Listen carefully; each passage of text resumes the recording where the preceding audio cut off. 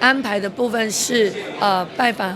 邱莉莉議長跟林智展副議長。那當然，如果有更多的議員參與的話，那麼就由議長他們安排。那基本上，其實我在第一時間都打過電話，然後跟所有的議員已經跟他們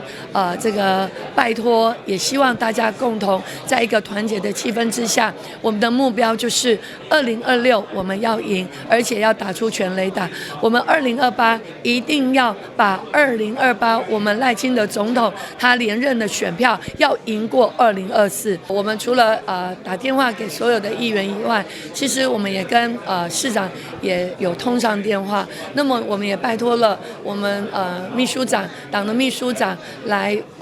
約我們的這個賴清德主席，希望我可以去做拜訪請益的動作，因為我們一定要